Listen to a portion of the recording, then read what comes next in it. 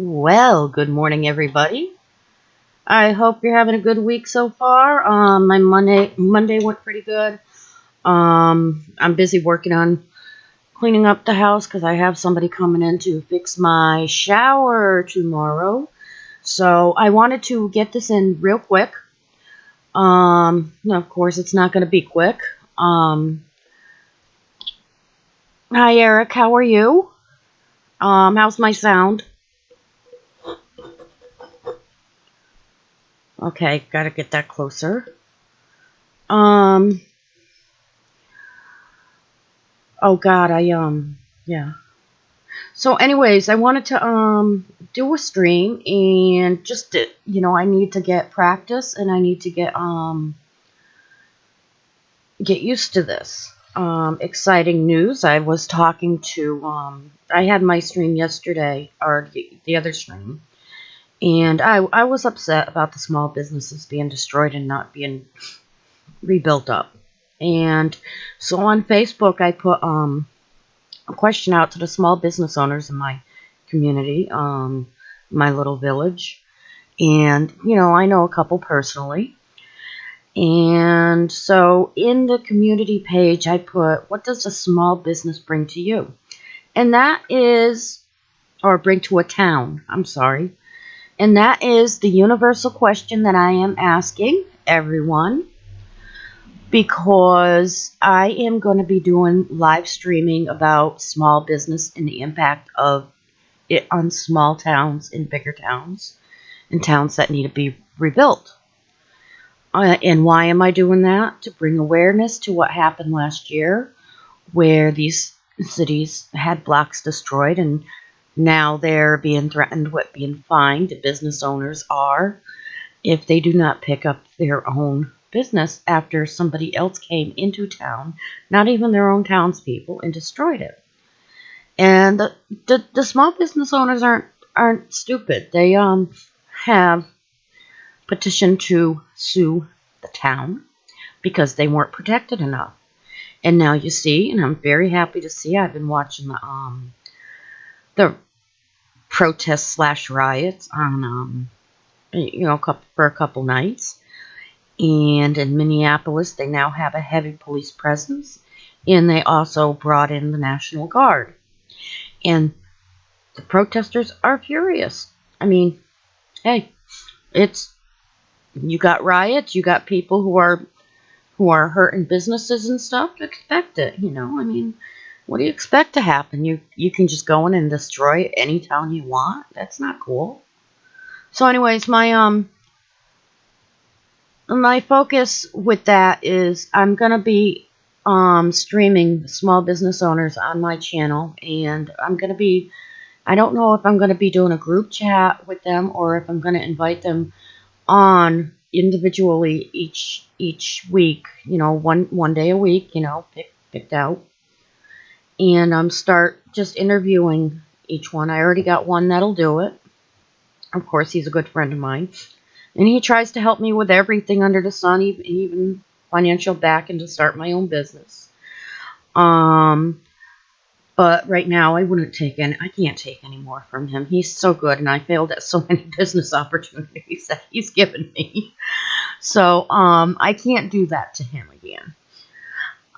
With this stream, okay, that being said, the universal question is out there. What does small business bring to your community? How does it help you? How does it help your town? How does it help your state? Please reply in the comments, because your comment might be used on one of those other videos, because I'm trying to formulate questions for my guests, and I want to bring awareness of how to build up your town and instead of tearing it down. I do have a better organization for people to donate to. I will put the link in the description. It's something better than BLM to donate to. BLM is not transparent in their finances, and I found one that helps build up communities, and you can actually see their financial statements on their website. So they're pretty established and transparent, and they actually do help build up the communities when you donate to them. And they show they do it. So I'm going to go from there. I'm not one to complain and not try to do something about it. And I'm a little person. I can do very little. I have to raise my daughter. But I can use this channel not only to bring awareness to my borderline people, but I can bring it to awareness for other things like building a community. In my town, I am no longer afraid to walk down the side of the street, look at somebody, even if they're looking down, and say, good morning. Everybody deserves a good morning, even if I don't like them. And 9 times out of 10, I get a hefty hello back with a smile. They're surprised somebody's saying good morning to them. So, that's your job. That's your task for today. I would like to see a whole bunch of people going down, walking, even though you can't see smiles. But you know what? When the guy delivered our pizza last night, he had a smile and he had a mask on, and I could see that smile. You know how? The eyes are the windows to the soul. So I saw his eyes sparkling and his crow's feet, and you knew the guy was just happy and smiling. So why don't you walk down that street today and just say good morning and see not only what type of smile you get, it puts a smile in your heart just to see a smile on somebody's face. And your decision to say good morning to them is what made them smile, and that puts a smile in the heart. All right, now to the topic at hand. I will be labeled a conspiracy theorist, conspiracy theorist, but I'm not. Okay, I am very careful with what I choose to believe. My grandmother raised me to believe none of what you hear and only half of what you see. And as of late, since last year, and getting to know Dr. McCarn, I have put that into practice and into motion. I never knew who I was before this, but that is one truth out there that you need to understand, even if you're seeing things on video. You're not seeing what happened before the video, what happened after the video. There was one video that my friend showed, and the lady was claiming she was pregnant, and they were arresting her on a beach, and she was being arrested for not wearing a mask, which was not true at all. She wasn't being arrested for the mask, and she was not being arrested because she was pregnant, because she was not pregnant. I guess her sister was pregnant. So you have to really be careful on who you're listening to and what you're seeing. Good morning, Lewis. How are you today? Oh, it's a beautiful day out here in sunny Connecticut. It's supposed to be 71, so I'm going to get this stream out of the way, and I'm going to hang my laundry, airing out my house. Take some time to enjoy the sunshine outside today if you can. And get some vitamin D going, because your body makes it naturally when you're in the sun. So today's topic, and I'm not a conspiracy theorist, and I'm not a preacher, okay? I am Catholic, just to let you know where the denomination sits. I am a spiritual person. I don't believe that there's a separate heaven for Catholics, Muslims, Jews. No. I believe that God's people are God's people, and the ones who knows them the best is God. I believe in Jesus Christ as a personal Savior. Not everybody does. That's for them to decide. I believe in your choice. Even if you're an atheist, I believe in your right to choose what you believe in. It's not my job to force anything down anybody's throat. I am going to, though, read from the book of Revelations in the Christian Bible. It's a New American. It's a Amplified Bible. It's the Amplified. It's not a King James. And it's large print because I'm old. Hi, Jigs. How you doing, sweetie? I'm going to read this. Okay? And I'm going to read a little bit before it, too. I'm going to start where the whole area starts, because there's one thing that really annoys me is when somebody reads from the Bible and they read one small passage. It could be a broken sentence from the other passage. And doing that, and then going to another part of the Bible and getting something out of there. Even Satan can do that, and get all sorts of good things out of that. So I'm gonna start at the top of the where the passage starts. It's the beast from the earth. It's from Revelations 13. Okay. Is it? Yeah, it's in 13, and it starts Revelation 13:11. All right. Then I saw another beast rising up out of the earth. He had 2 horns like a lamb, and he spoke like a dragon. He exercises all the authority of the first beast in his presence when the 2 are together. And he makes the earth and those who inhabit it worship the first beast, whose deadly wound was healed. He performs great signs, awe-inspiring acts, even making fire fall from the sky to the earth, right before the people's eyes.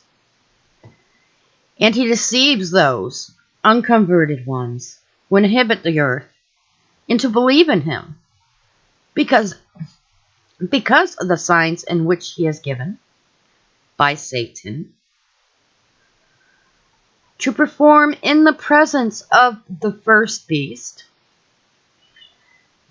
telling those who inhabit the earth to make an image to the beast who was wounded fatally by the sword and has come back to life. And he has given power to give breath to the image of the beast. So the image of the beast will even appear to speak and cause those who do not bow down and worship the image of the beast to be put to death. Also, he compels all, the small and the great, and the rich and the poor, and the free man and the slaves, to be given a mark on their right hand or on their forehead, signifying allegiance to the beast. And that no one will be able to buy or sell except the one who has the mark, either the name of the beast or the number of his name. Let that resonate with you as I move on. Now, before this, in Revelation, it comes and it describes how angels are blowing trumpets on the land, and certain things are falling into place. Certain things are happening. And this is where you are getting all these religious people and all these conspiracy theories going, the floods, the sea turned to blood, and then all the volcanoes erupting, the natural disasters. You will hear of wars and rumors of wars, which we are, and then, many false prophets will come. Okay, this is all the sign of the times. Okay, and that's according to the Bible and according to a lot of people who follow this. So you choose what to believe. Okay, I'm not telling you have to believe that. All right, I'm just giving information out there that kind of helps to back this up. However, there's one thing you got to understand about the world and about God. Nothing is new under the sun. There have always been wars and rumors of wars. There have always been natural disasters. There have always been things you can't explain and things you can.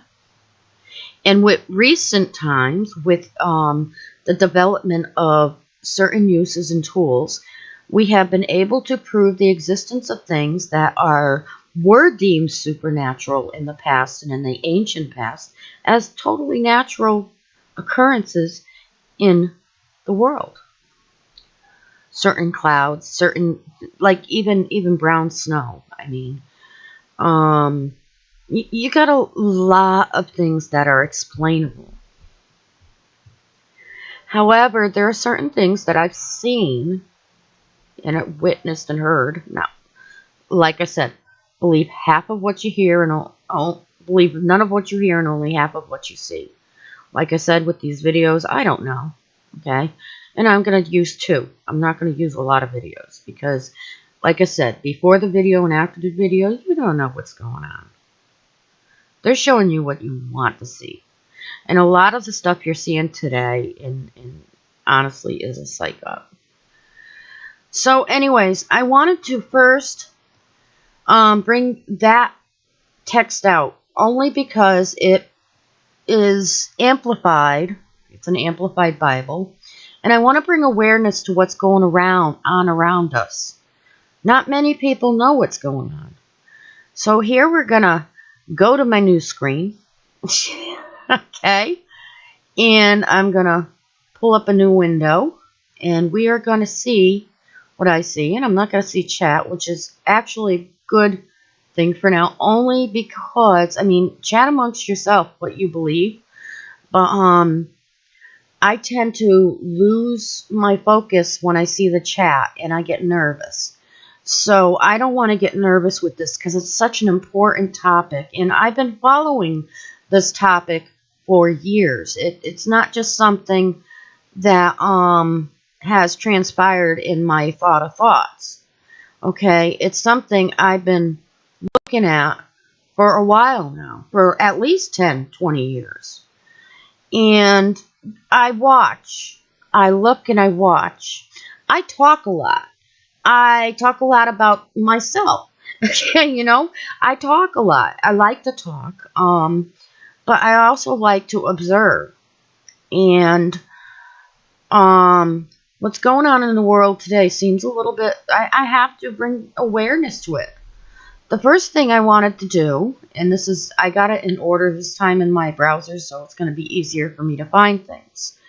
Dr. Fauci warns, this is what bothers me, is people think that these vaccines are created to prevent you from getting a COVID infection. That is not the aim for these vaccines, and it never was at first. I don't know what it is now. Okay, sure, when you're lessening the symptoms, you're not going to have coughing as much. There's not going to be as much force coming out of your cough, so you're not going to be spraying sputum all over the place. Of course, the less virus particles that are being thrown into the air, cases are going down. And honestly, it looks like the cases and the numbers are going down if you look on Worldometer. However, how much can we trust these numbers? I'm getting a little creeped out if you ask me. I've never seen the flu vaccine counted. Oh, we gave such and such and such and such a flu. The only thing I've ever seen on the CD website report is there's this many cases of the flu, this is the predominant strain, these are the strains that are going around, and boom. It doesn't say, oh, by the way, we gave out X and X and X amount of vaccines, and yay for us, you know, let's celebrate, let's throw a party. And that's what it seems like's happening with this. It's just scary. I've never seen them be excited about how many vaccines they've given out in what areas. People will have answers for that, but it just creeps me out. It's like when I used to go in the stores with my baby daughter, with my little girl, and some creepy guy would talk to him and wouldn't even acknowledge that I was there. I'm mom, you know, hello, you know, that's a creeper to me. Okay. And that's what, you know, seeing this, you know, focus on vaccine count is doing to me. So it's to the point where I'm not really being a good raccoon and following what Kevin's saying about the vaccines, and that's going to hurt me in the long run. But Fauci, way back, had warned that this is not gonna prevent the infection from going around. Okay, early COVID vaccines will be focused on preventing the symptoms of the virus, not blocking it altogether. And I've been saying this, and I've been trying to communicate it, and it's just not getting out there. Even if you look at the pamphlets that are inside the vaccine, it all states about COVID. There's nothing that really states that it prevents SARS-CoV-2, which is the virus itself that causes COVID-19. Now, if you look at the numbers today, it looks like they are stopping the deaths. Okay, it looks like the deaths are going down. However, how long is that going to be? Honestly. Immunity. We got to wait and see for immunity. I'm not saying I'm against vaccines or for them. I'm just saying there's not enough known out there about them. And, you know, you can say the blood clots are very rare and the side effects are very rare side effects, you know, putting people in hospitals. But I'm telling you, this is last stream or the stream before, I was reading an article about the vaccine and about the blood clots. And I'm like, and you know what? I don't think it's the AstraZeneca only. But that was one of those fleeting thoughts I get that go in the head and out the head. And then lo and behold, we're hearing the same thing about this other vaccine that came out. And I forgot the name of it because I'm not really paying attention to the vaccines. I can't stand talking about the vaccines. I am getting sick to my stomach with these vaccine counts. It just makes me sick what they're doing to the American people. And with some of the stuff that has been brought to light by our good friend Mark, who's Satanic Live, it really is nauseating. And to know how they've been testing on our most vulnerable citizens, it gets me very ill physically. So anyways, Fauci had already mentioned it's not going to take the virus out of the air. It's just going to lessen the symptoms. And of course, when your symptoms are lessened, less of the virus goes in the air from coughing and sneezing.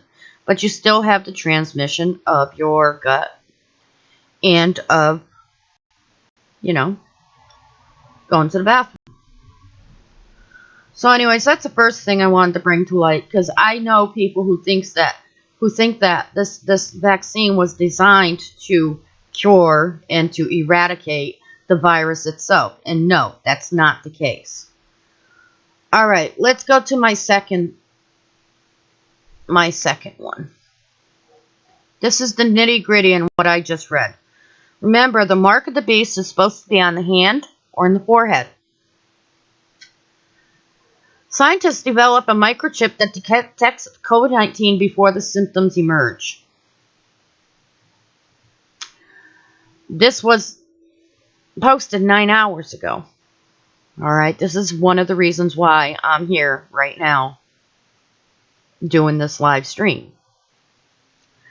Scientists at the U.S. Defense Advanced Research Projects Agency, DARPA, have developed a high-tech microchip that is placed beneath the skin in order to detect COVID-19 before symptoms form.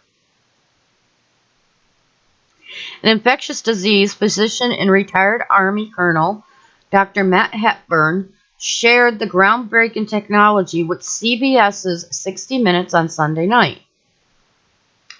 The microchip, which is being used by the DARPA Defense Department, is about to detect COVID-19 in an individual before the virus can be transmitted. That was the beauty of the DARPA model. Beauty. Look at the words. It's being touted as something great, okay? Something good. We are warned in the Bible too. Beware of what's called good is good, and beware of what you call bad is bad. Okay, the beauty of the DARPA model, we challenge the research community to come up with solutions that may sound like science fiction. And we're very willing to take chances with the high-risk investments that may not work. Very willing. They really want to do this to you. But if they do, we can completely transform the landscape, said Hepburn. It's a sensor, said Hepburn. That tiny green thing in there you put in underneath your skin, and that tells you that there are chemical reactions going on inside the body and that the signal means you are going to have symptoms tomorrow. Hepburn told CBS that the chip works as a check engine light. So your car, that just sounds funny to me. I'm sorry. Hepburn told CBS that the chip works as a check engine light, which, for example, could assist sailors indicating a COVID-19 detection before needing to test themselves on site. We can have that information in 3 to 5 minutes, Hepburn said, as you truncate that time, as you diagnose and treat. What you do is you stop the infection in its tracks. This is not the only piece of technology Hepburn shared,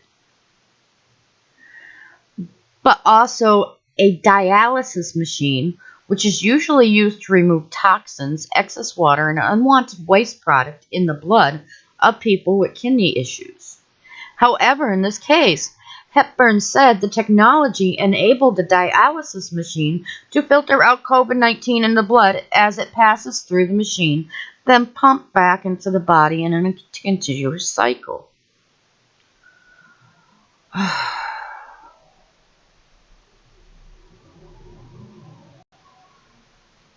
mean, the chip's going in your hand.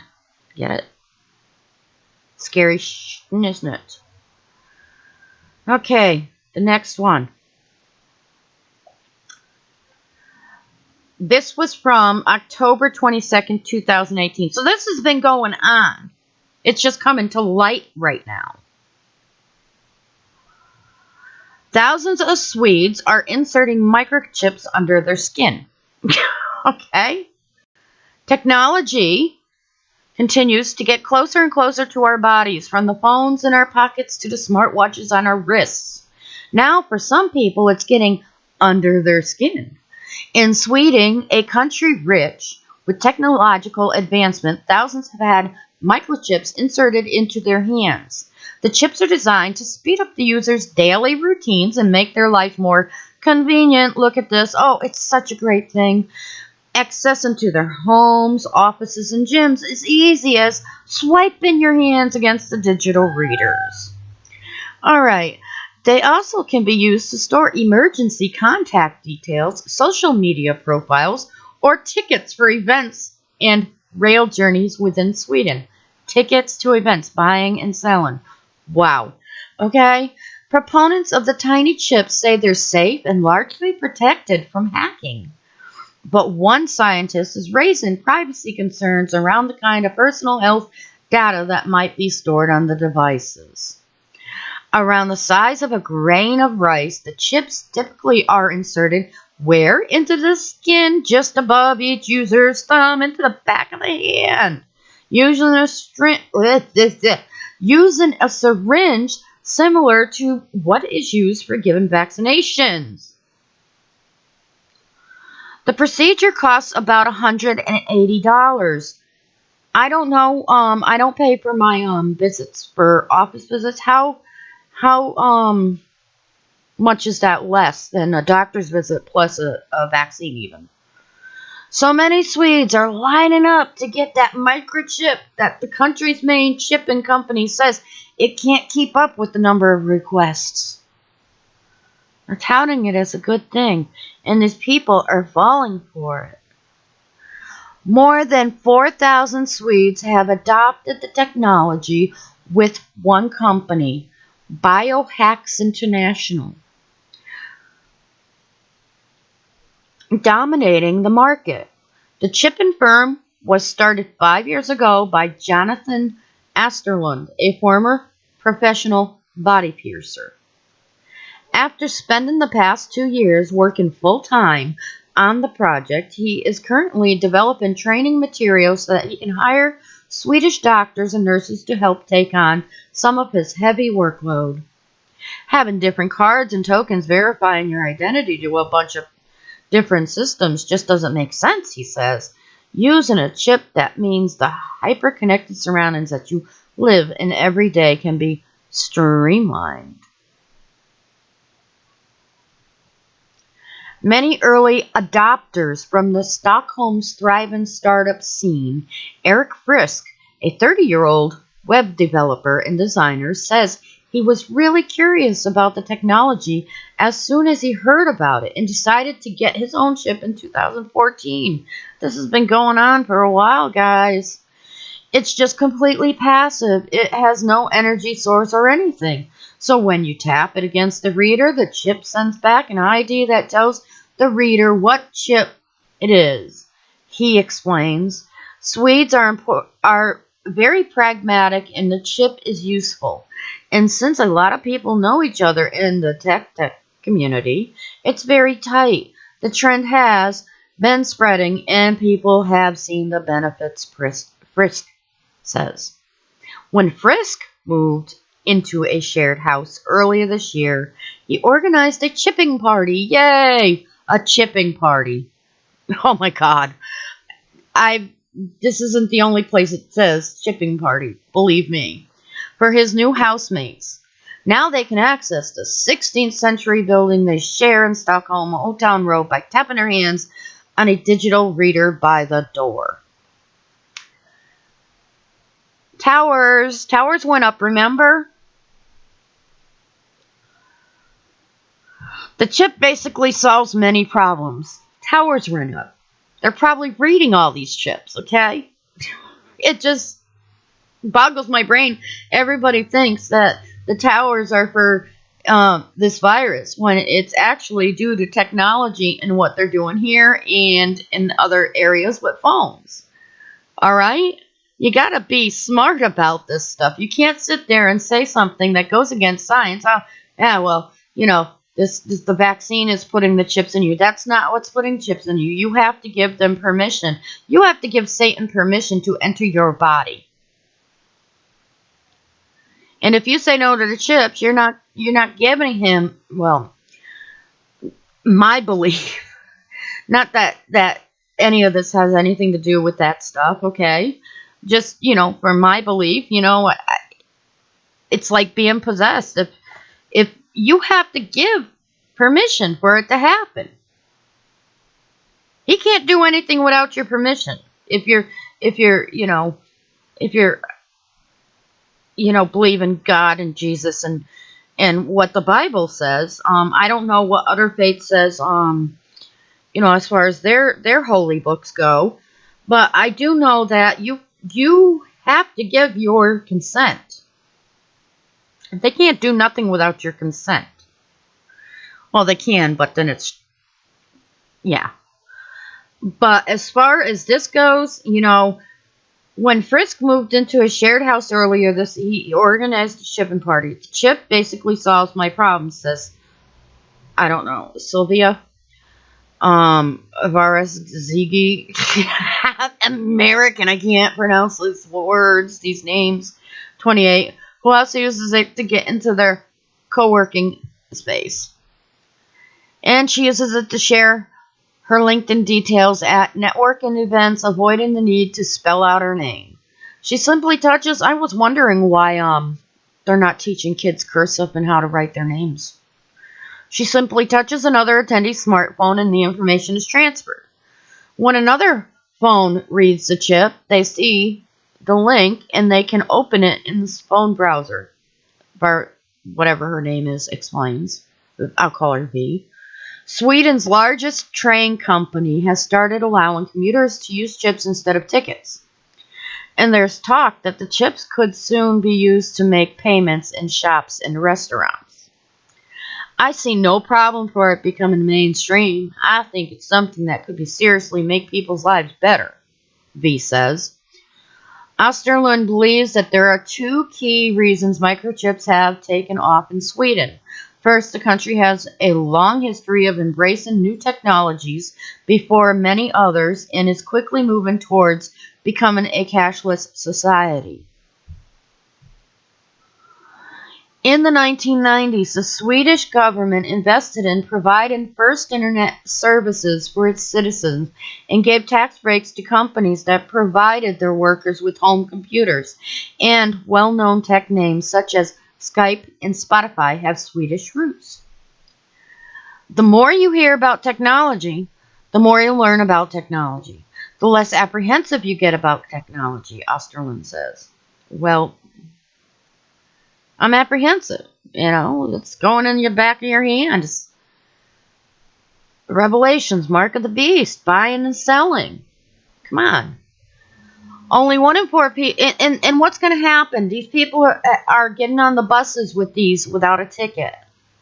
What's going to happen if the buses go full remote? Only those readers that read the back of your hand, read those chips. You're not going to be able to ride the bus without them. Buying and selling. Only 1 in 4 people living in Sweden uses cash at least once a week. And according to the country's central bank, the Riksbank, whatever, I don't know how to say these words, so don't laugh at my American stuff. The portion of retail cash transactions has dropped from around 40% in 2010 to 15% today. And this was back when? Okay. Osterlund's second theory is that Swedes are less concerned about data privacy than most people in other countries, thanks to a high level of trust for the Swedish companies, banks, large organizations, and government institutions. They want you to trust. They want you to trust these the big banks. Come on. I forgot what they're called. Trust the man. Trust the plan. Yeah. It's all going as planned. Swedes are used to sharing their personal information in many online purchases and administration bodies, requiring their social security numbers. Mobile phone numbers are widely available in online search databases, and people can easily look up each other's salary by calling the tax authority. Grim always told me you never talk about certain things to people.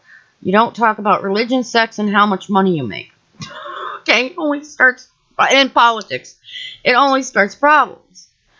Anyways, Osterlund says personal microchips are actually more different to lack than many other data sources because they are stored beneath the skin.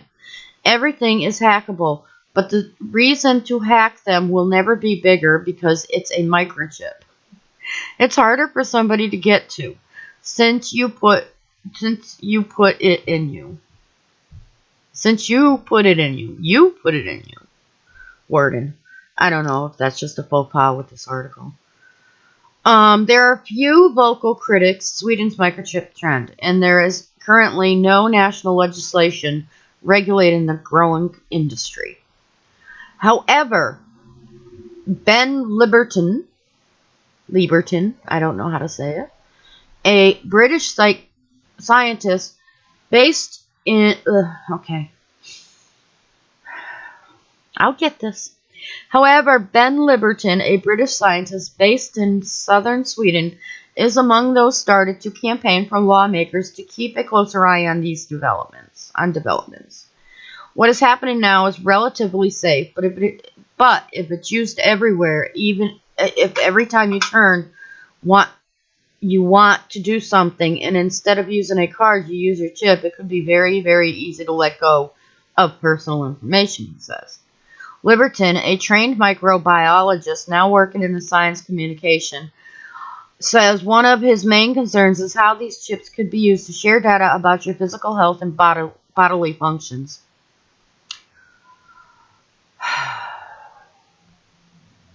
What did I just read about COVID and the detection of it with these chips? Because it's implanted in your body, when more health-related information starts being used and incorporated into the chip and transmitted, that could create an extra layer of privacy that we really need to look at and take care of before it's widely used. Apparently they didn't look at it and they didn't take care of it. They're actually happy to use it. The U.S. government is anyway. I don't know about their government. Despite these concerns, there seems to be no let-up in the trend. One co-working space, an innovation hub in Stockholm, is holding a large implant party this month, where a tech startup, Disruptive, what the fuck? oh, excuse my language, I'm sorry, disrupted, is promising to reveal the next generation consumer level implant. The device will include 2 KB of memory, kilobytes, I guess that is, double that of earlier implants, a range of new functions, and an LED light designed to improve privacy by blinking if somebody tries to read or access an implant. Osterlund says the tougher data privacy rules that came into effect across the European Union earlier this year as part of the General Data Protection Regulation could also help the microchip trend spread more rapidly. Spreading rapidly, all right. It's the heaviest set of laws protecting individual integrity ever. He says the rules, which affect any organization handling personal information linked to EU residents. But Osterlund says the fact that this kind of regulation does not exist on a global level could delay the microchip trend elsewhere. I've had a hard time seeing the rest of the world following GDPR anytime soon. Well, it's anytime soon, apparently. But at least all of Europe, one continent, is good beginning, he says. So, what do y'all think about that so far?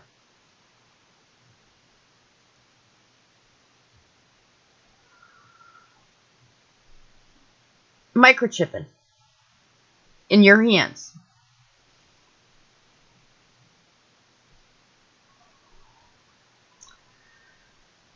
This was in 2018.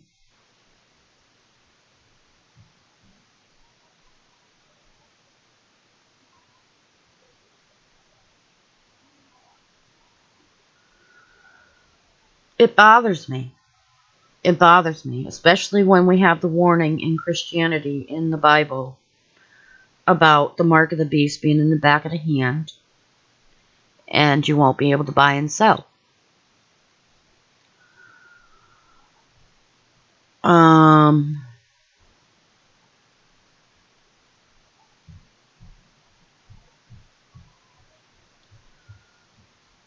Let's go on to the next one.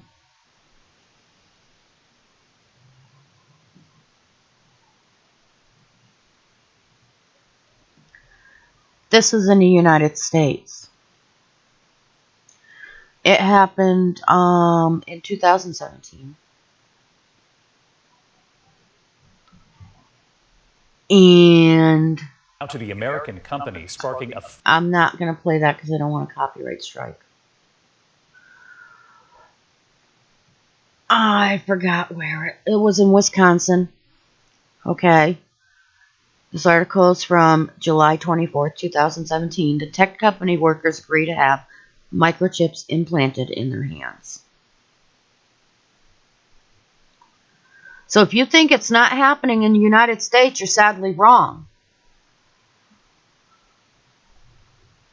Tech company workers agree to have microchips implanted in their hands. Some workers at a company in Wisconsin will soon begin in microchips in order to enter the office, log into computers, and even buy a snack or two with just a swipe of the hand. Todd Westby, the CEO of tech company 3 Square Market, told ABC News today that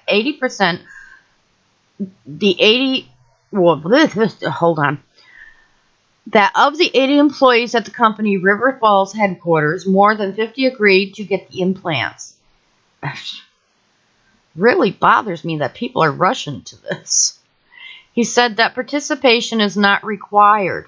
The microchip uses radio frequency identification technology and was approved by the Food and Drug Administration in 2004.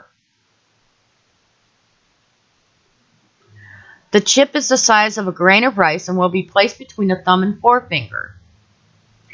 Westby said that when his team was approached with the idea, there was some reluctance mixed with excitement. But after further conversations and sharing of more details, the majority of managers were on board, and the company opted for partner with Biohacks International to get the microchips. Westby said the chip is not GPS enabled, does not allow for tracking workers, and does not require passwords. Looks to me like they're thinking about doing that if it's in the article. There's really nothing to hack in it because it's encrypted just like credit cards are.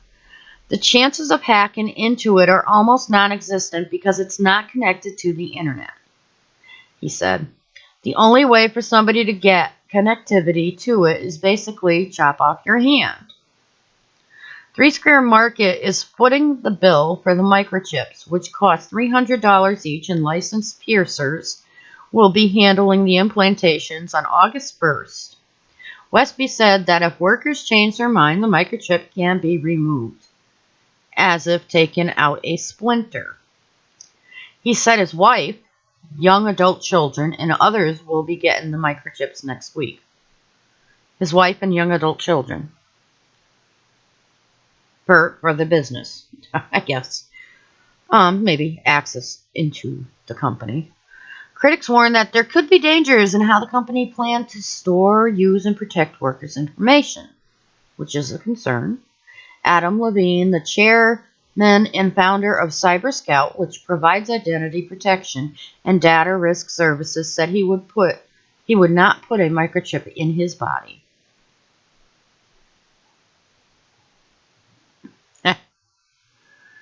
Many things start off with the best of intentions, but sometimes intentions turn, he said. We have survived thousands of years as a species without being microchipped, which is true. Is there any particular need to do it now? Everyone has a decision to make. Again, with your decision. You decide what they're putting in your body, just like if you're possessed. You have to give consent to Satan to enter. You have to open the door and say yes. That is how much privacy and security they are willing to trade for convenience. Joan Osterlund of Biohack said implanting people was the next step for electronics. I'm certain that this will be a natural way to add another dimension to our everyday life, he told the Associated Press. Sure.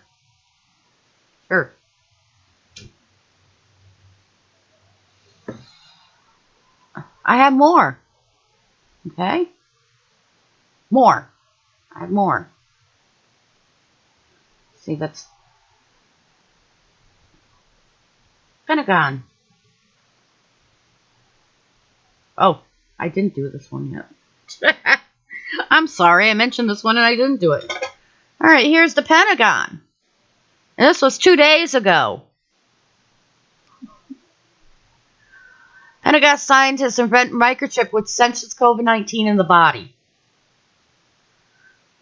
Pentagon scientists working inside a secretive unit set up the height of Cold War, having created a microchip to be inserted under the skin, which will detect COVID-19 infection, and a revolutionary filter that can remove the virus from the blood when attached to dialysis machine.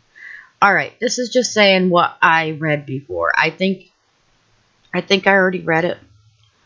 But you know, let's see. Next.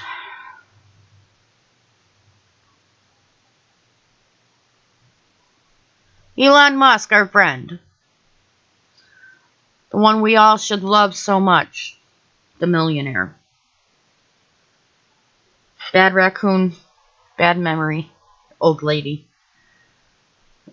I know he's a millionaire. I don't know if he's a scientist. Might be. I forgot. But here Elon Musk is. He's unveiling a new brain chip implant. It's like a Fitbit into your skull. Remember, the mark of the beast is in the back of the hand and in the forehead. Really? So, Elon Musk, the man of mans, the one that's been brought up time and time again that I remember, has unveiled his latest foray into science fiction Friday night, a brain chip implant to allow people who are paralyzed to operate technology such as smartphones or robotic limbs with their thoughts.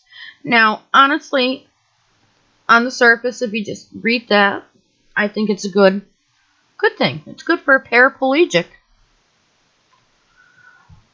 Most things that we have today can be used for good or for evil. And that includes sex. That includes everything God's given us. You know, if science in these people, these wealthy people that create these things, could keep it at helping people survive and thrive, like this, for a paraplegic or anybody who has trouble communicating but can think for themselves and can see if they're communicating right. This might be a breakthrough. It might be a breakthrough for Alzheimer's. We don't know. We don't know if it's the communication from the brain to the mouth that's getting jumbled or from the ears to the brain. We don't know. So it could be used for good, but man can't keep it for good purposes. They have the insatiable need to take it that one step further. That step beyond the veil, beyond the threshold of good, going into the threshold of evil. I think it's going to blow your minds, Musk said. It's like a Fitbit in your skull with tiny wires. But the coin-sized chips developed by Musk's secretive startup Neuralink are ways off from being useful to humans. Well, that's what we read in the other article, and here we are like 7 years later and we have it. And they're doing it. They've been doing it since 2000 whatever, so these guys probably been doing this for that long too. The coin-sized chips developed by Musk... Okay, I already read that. Friday's live-streamed YouTube demonstration was a pig named Gertrude, who Musk said had a brain chip implanted 2 months earlier. As to pigs are used because they're very close to humans and their organs, from what I understand Kevin said. Alright, as the pig shuffled around its pen, sniffed hay, a computer beeped, and blue wavelengths on the screen jumped up and down. Musk said the computer was measuring Gertrude's brain activity. The beeps you are hearing are real-time signals, he said. The future's going to be weird. But the move fast and break things ethos finds Silicon Valley that it's not always been kind to inventors who try their luck in biotechnology. Medical innovation is notoriously slow.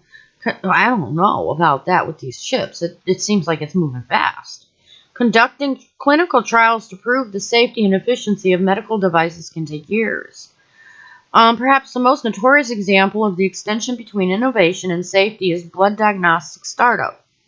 Now, you tell me what you're hearing there. It could take years for stuff like this. And yet, the vaccines didn't even take a year to come out. Alright, and that's all I said about that. Alright, perhaps the most notorious example of the tension between innovation and safety is blood diagnostic startup. Theranos and its founder, Elizabeth Holmes, in a rush to get their product to the market, Holmes took shortcuts and made exaggerated and false claims about her company's technology, according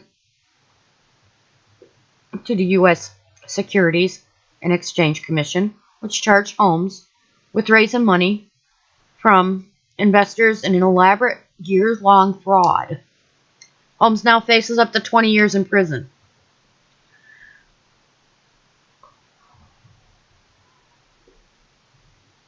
Oh, goodness.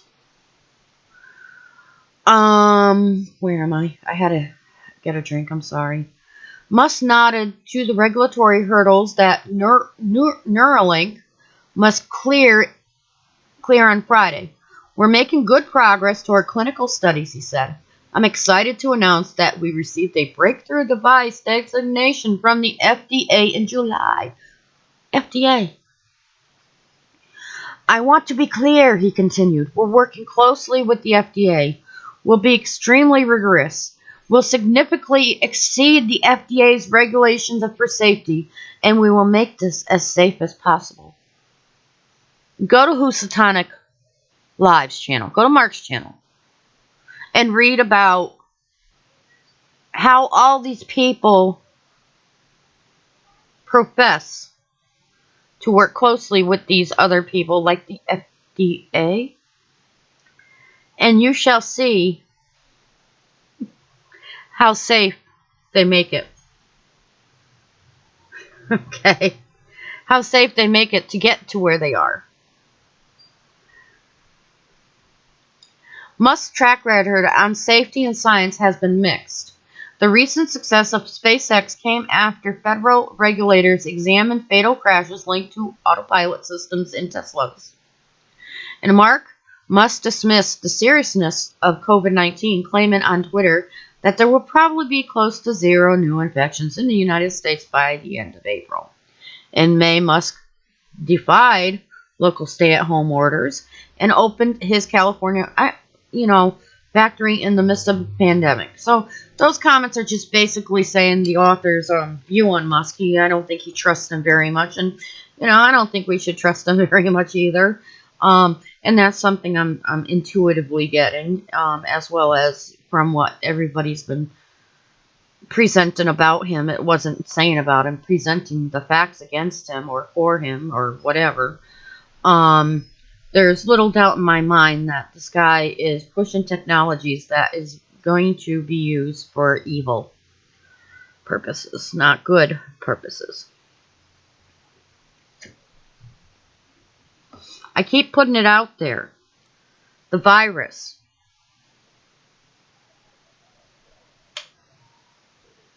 Speculation that it is lab leaked.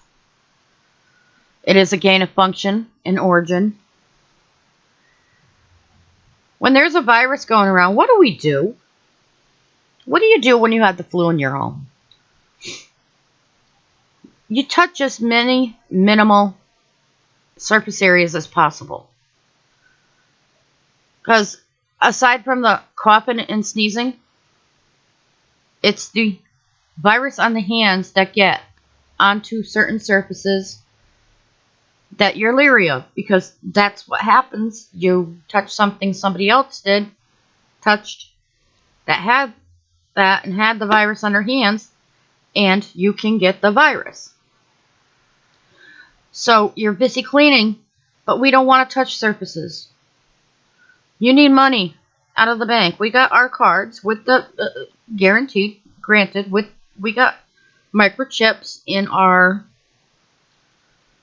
ATM cards. However, we still got to touch the pad. Still got to touch a keypad that's been touched by somebody else. I don't know, mini-mart store owners probably don't clean those profusely. Sanitizing them. So, how do you counter that? Especially if you're like a Sheldon with germs? Wow, they're going to give me a microchip I can put in my hand, and all I have to do is swat my hand to get my money out. And think it. Gee, I want this much money out. Swipe my hand. I want this much money out. Who's to say they're not going to try to do that? Look what they're doing. People don't realize that they're doing this stuff. Oh no, that's not an issue. That's not an issue. Why do you think those G towers went up? Why? The conspiracy theorists were, oh gee, well, because the virus is in your body, it amplifies the virus and you get you sicker. And no. Think clearly, please. Think clearly. Yes, we got EMF out there, but we're pounded with EMF everywhere. And yes, there are people who are sensitive to high EMF readings. And there are, you do have to be conscious of your exposure and try to get away from it for a little while. But other than that, it has nothing to do with the virus. It has everything to do with these chips in the phones. Once those towers started going up, the other thing I read back in May, I think it was, or June, China put up their last satellite they needed to for communication purposes. Did you really realize that? Did anybody look at that? How dare anybody make sense with it? It's got to be the virus is causing this. No, the virus is a catalyst. It's a reason to do all this stuff. It's killing a lot of people. It's a good reason for them to do all this stuff. Okay, what do I have next? Here we go. Wait a minute, did I do that other one first? Oh, come on, old lady.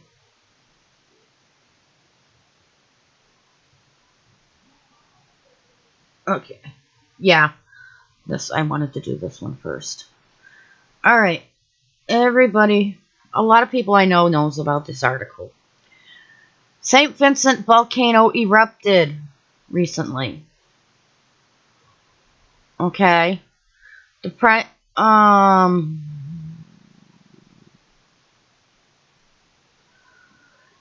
And the decision does not appear to be the Prime Minister's, but rather made by the neighboring island nations of Barbados, Grenada, Antigua, is that Antigua Bay? When they say that, and St. Lucia, okay? When it erupted, only those who had received the COVID-19 vaccination will be able to safely evacuate from St. Vincent after the Caribbean Islands nations. So, if you didn't have the vaccine, you were screwed.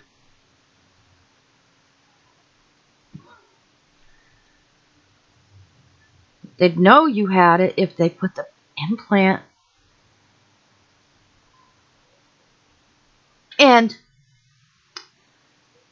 it would be so much easier and less paperwork and so much cheaper for everybody if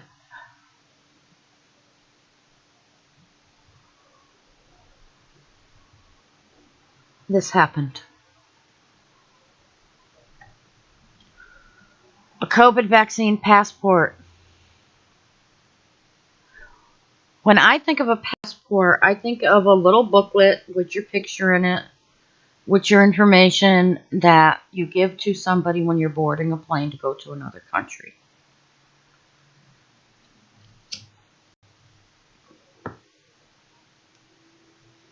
All right, now this is going to go, and I don't want it to.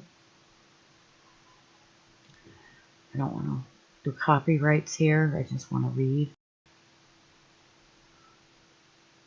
I'm just saying. Yeah. Please don't go. You're going. Pause. Alright. Alright. There's been a flurry of news about vaccine passports as of late. New York State created its own digital pass. Florida and Texas attempted to outlaw them. And Baltimore's former health commissioners wrote that we shouldn't be using the word passport at all, which she called a divisive phrase that could trigger backlash against vaccines. So what is a vaccine passport? Is it the little folder that has your picture in it that you just use on planes? Alright, we typically think of passports as government-issued travel documents. Many people are using the same term to refer to digital certificates to prove vaccination status, used to gain entry into events, businesses, or QR code on a smartphone that you would show before entering a stadium. Dare I say, your local grocery store. When used to describe domestic health certificates, the term passport is already controversial because of connotations of authoritarian government and fears of Big Brother. The idea, however, is not new. Vaccines have long required for travel, to attend public school, and to work in certain industries like healthcare. And that's true, you know.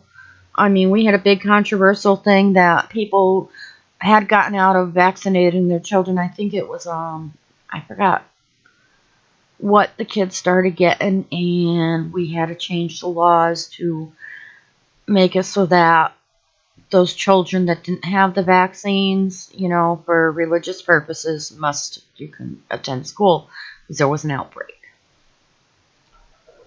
All right. Okay. So there's that. There's no domestic passport, said Arthur Kaplan, founding director of New York University's Division of Medical Ethics. Misconceptions about vaccine passes could potentially scare people. He explained, leading to they believe that they will be pulled over and stopped and asked to show vaccine papers, which isn't the case. That's what makes people nervous, and it's a term that we should stop using domestically, and said Kaplan. And those vaccine authentication, whatever, I can't even talk right now. That's what makes people nervous, and it's a term that we should stop using domestically, said Kaplan, who uses vaccine authentication and certification to describe digital proof of vaccination. Why am I having trouble with that word? The White House has distanced itself from any sort of federal vaccine certification or pass, preferring instead to leave the issue to private businesses and states.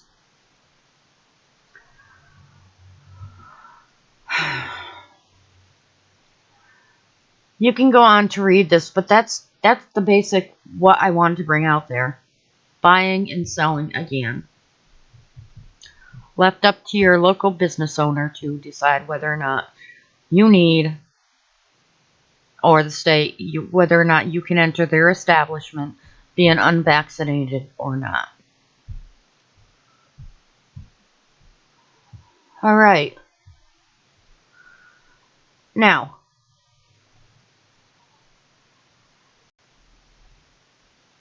how am I doing for time?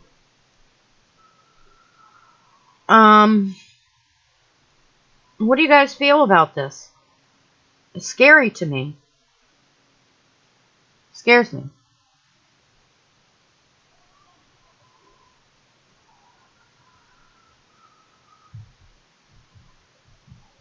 Is this what you want for us? Is this a sign of the times? Is this, if you have an ear? But those who understand, those who have any wisdom, understand?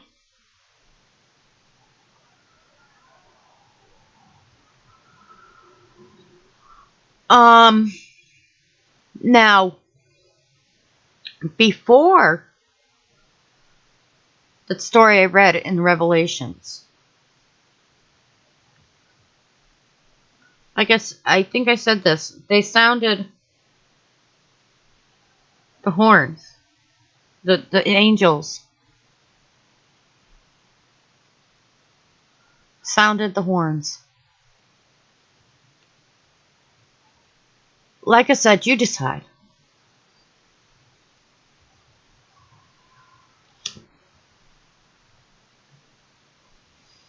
I'm going to show you 2 videos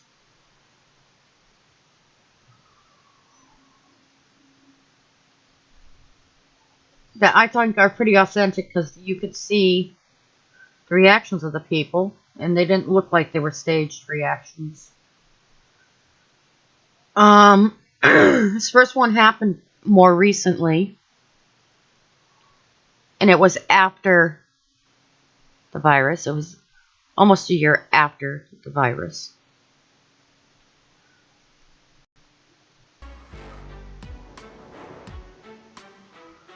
Come on. I gotta put it.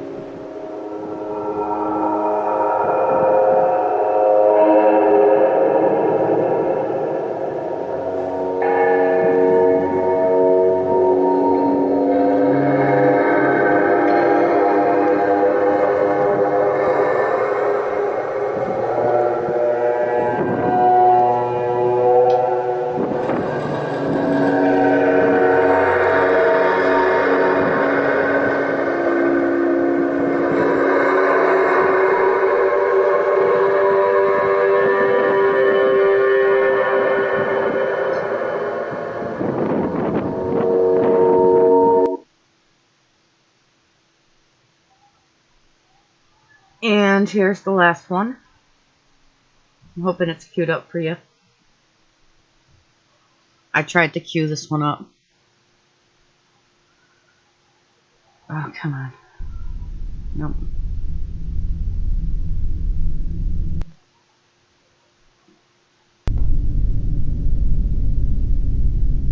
Now these look authentic.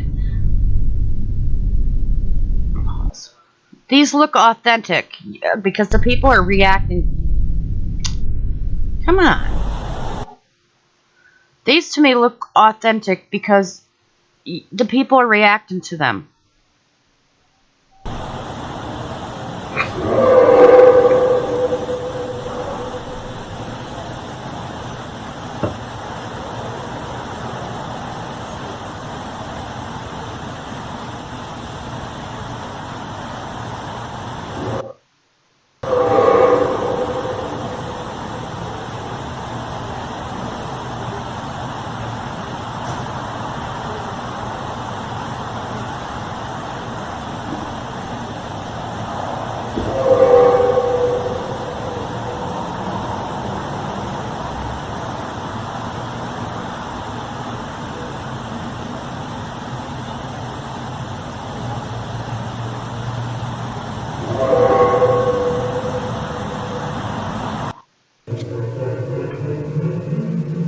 Maybe if we just went a bit further up, we might see something. Shit, what was that?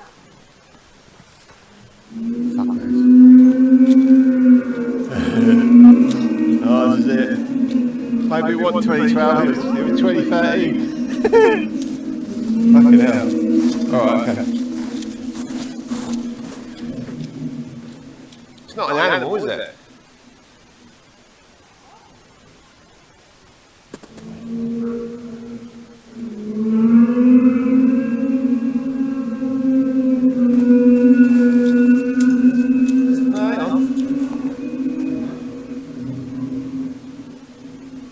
Oh yeah, that's loud. Alright.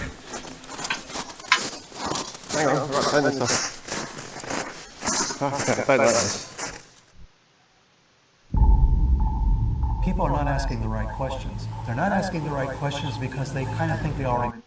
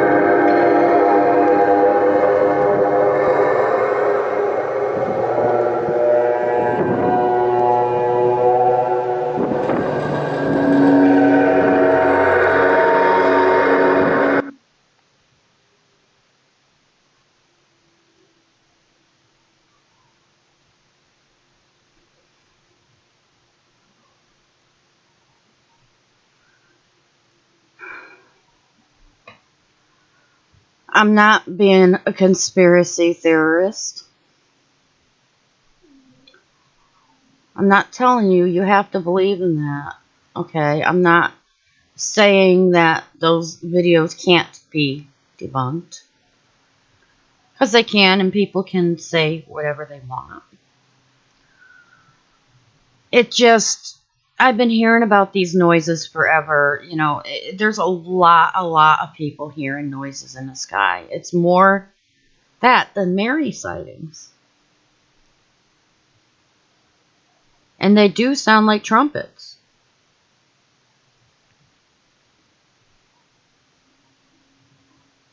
Is it the earth crying out to God? Is God allowing the angels to blow the trumpets? Have we been going through this for a few years now? I don't know. All I know is the microchips are in the back of the hands or on the forehead, just like in Revelations. It seems like there's trumpets being blown. Like I said, for years, for many years, there have been wars and rumors of wars. For, I mean, hundreds of years, thousands of years, since the world began. The Old Testament is full of battles. Natural disasters happen all the time. They've proven, a lot of science has proven a link with the miracles Moses did with the king. The thing I want to know is how Moses knew all that was going to happen back in his day when he didn't have all the technology that we have today. Unless he was extremely, extremely smart. You never know what's going to go on. There's always a question. Is this real? I'm not a religious fanatic. I don't go around preaching the word to everybody. I don't believe in doing that. It tells us not to go on the street and do that. I have faith in God. I am apprehensive about what's going on. And I felt a calling, a compelling urge. Not a calling, because calling, you can get religious with that too. But I felt urge. I felt something inside me saying, you have to tell people what's going on. That's the message. Tell people this.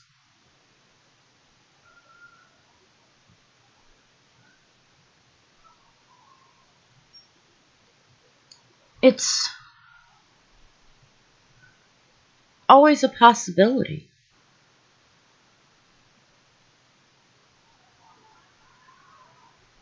And I've been saying for years to people when they ask that why wait till the end to get right with God or to make things right between you and whoever you feel has created things? Why not live each day as if it's the end? As if you're going to see Jesus coming in the clouds. And that's what's going to happen. All this stuff is going on right now. It's proven the Bible true. So you think it's not going to happen to where Jesus is going to come down in the clouds? The Messiah is going to come back in the clouds? So if you hear somebody say this is the Messiah there, and they didn't come in the clouds, and every eye shall see and every knee shall bend. So it's gonna be some great thing. It's not gonna be Joe Schmo in Georgia, for instance, being the savior. It's not gonna be him going on the airplane to another place. It's gonna be he's coming back the way he was taken up. Now, I'm highly interested in what the government has in store for us in June, it says. It might be delayed. But it has to do with aliens, and it is the government. Look it up. Google it. For those of you who don't believe what I'm saying and think it's conspiracy, it's not. They have this whole thing planned out where they're going to tell us about aliens, extraterrestrials.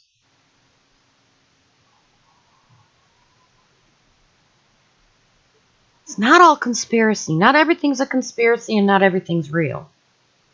Get it? Some things are conspiracy, but some things aren't. Not everything's made to be a bad thing. Not everything's made to be a good thing.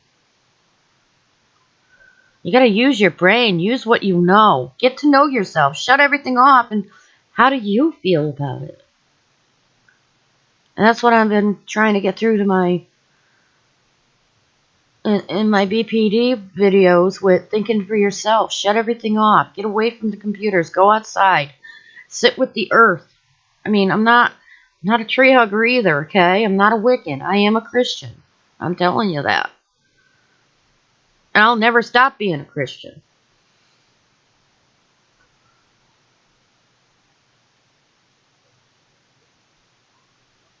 But they got it right. Go out into nature. Get away from the power lines. If you have to travel to get away from a power grid that's next to your house, yeah, I wouldn't choose a house next to a power grid anyway. Especially if there was water around it. Because water conducts electricity.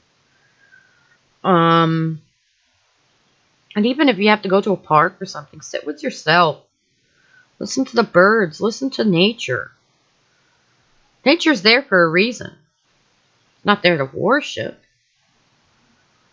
Per me, you know, I mean, you might feel otherwise, so, but we do have a responsibility of taking care of nature. But think about everything yourself. And even if you don't believe, you don't have to tell anybody. Say, God, show me love. Show me the truth. Leave it at that. You don't have to be wordy with your prayers. You don't have to say this whole long spiel. I mean, poor God listens to me. I mean, I can talk for hours. I'm his problem child, but I talk his ear off. But it's not because I'm trying to I'm trying to understand what I feel and what he's trying to say to me. But on the flip side, you know, you don't have to be wordy in your prayers. God, show me love. God, show me the truth. That's all you have to say. You don't have to say anymore because God already knows what you want to know. I'll give you a hint. Satan is not a mind reader. He's a great predictor, but he doesn't know what's in your head. So even if you say it in your head, God, show me love. God, show me the truth. God is the one that's omnipotent, I think is the word, where he knows all and sees all. And he hears all, even your thoughts. Satan doesn't hear your thoughts. That's saying, don't let your right hand know what your left hand's doing. It's true. I'm done for the day. You have a great today. And God bless you. And I hope, I had to put a message out there, and I hope it's received well. It's not conspiracy.